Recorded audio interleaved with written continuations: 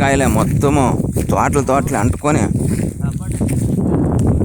సపోటా చెట్లు, టెంకాయ చెట్లు, కాయలు కాతకొచ్చిండే చెట్లన్నీ విపరీతంగా దెబ్బతినేయండి.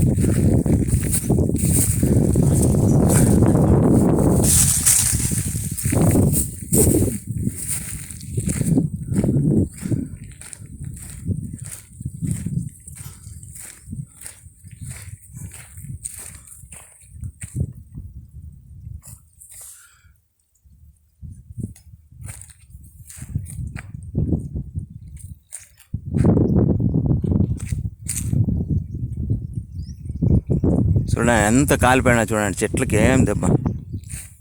చింత చెట్టు ఇది. ఫైర్ ఇంజన్ గారు వచ్చి కొంతవరకు ఆర్పిండారు.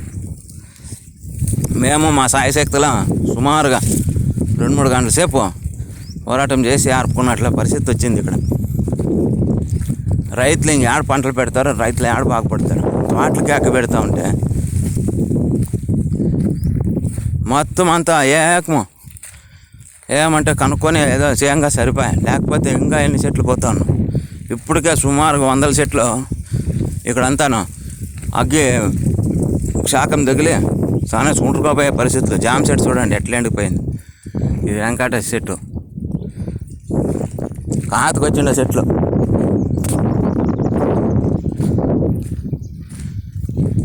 ఏదో గోశాల దగ్గర ఉన్నాము మేము. ఇంకా అన్నీ మనవే, చెట్టు చేమ వృక్షము జంతువులు అన్నీ మనవే అని చెప్పేసి ఒక భావంతో దీన్ని ఆర్పాలనేసి ఫైర్ ఇంజన్కి ఫోన్ చేసి 10 మందిని ఫోన్ చేసి ఒక 4 వచ్చి వాళ్ళ తరపున కొంత ఆర్పి సుమారు 30 ఎకరాల దాకా అంటుకొని కాకుంటూ వచ్చింది. ఇది నైటే పెడుతున్నారు.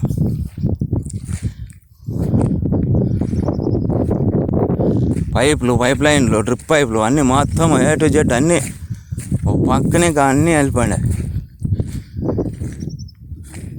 గోశాల ఉన్నది ఇక్కడ, రమేష్ స్వామిది గోశాల. ఇక్కడ గడ్డి లేకుండా, పశువులకి గడ్డి లేకుండా చేసేసినారు. బీళ్ళన్నీ కాలిపోయినాయి చూడండి, పైన వరకు కింద వరకు అంతా కాలిపోయినాయి.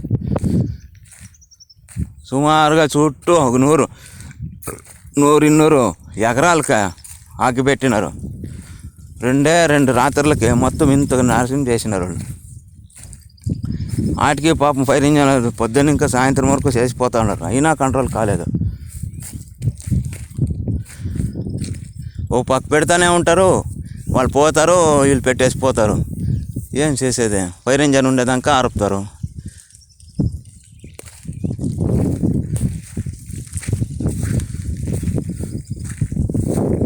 దేవుడు ఉన్నాడని తెలుసుకోండి ఒకడే కానీ ఈ పని చేయడు. దుర్మార్గంతో సమానం, మూర్ఖంతో సమానం. అటువంటి వాడే చేస్తూ ఉండేది ఈ పని. మరి దీన్ని ఇంకా ఏది ఆశించుడా, ఏది లాభం లేదని తెలిసి కూడా చేసినాడంటే వాడు ఎంత మూర్ఖుడు అని లెక్కేసుకోండి. ఆ దేవుడనే కూడా వాళ్ళకి శిక్ష అనేది ఇస్తాడు. అది ఇప్పుడు ఇస్తాడో, అది ఏమి ఇస్తాడో అని బహుమతి ఉండే ఉంటుంది. పశ్చాత్తాపం ఇప్పటికన్నా వాడు పశ్చాత్తాపం పడతాడని మేము మీకు విన్నయించుకుంటున్నాం. లేకపోతే మనకి వచ్చే జన్మకు కూడా ఈ కర్మ తప్పింది కాదు. వాడు కర్మ సిద్ధాంతం అయినా తెలుసుకొని ముందుకు భవిష్యత్తు ఏమవుతుందో తెలుసుకోండి. ఊరికి ఇష్టానుసారము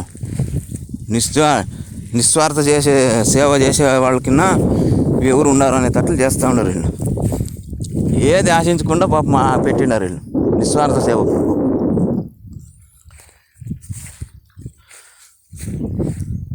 ఏదన్నా ₹1 లాభం ఉందంటేనే ఒకవేళ నష్టపోయినారా ఏముంది వాళ్ళకి. ఇటువంటి సేవకులు తయారైనారు ఈ సమాజంలో. వీళ్ళకి ఘనంగా దేవుడే బుద్ధి చెప్తాడు. ఎవరు చేసిన దానికి వాళ్ళకి ప్రతిఫలం అలాగే అంతుందనేది ఉంది భగవద్గీతలో. అది దేవుడు శ్రీకృష్ణ భగవానుడు చూసింటాడు. సరిగా వాళ్ళకి సమాధానం చెప్పే స్టేజ్కి తెచ్చుకున్నారు వాళ్ళే.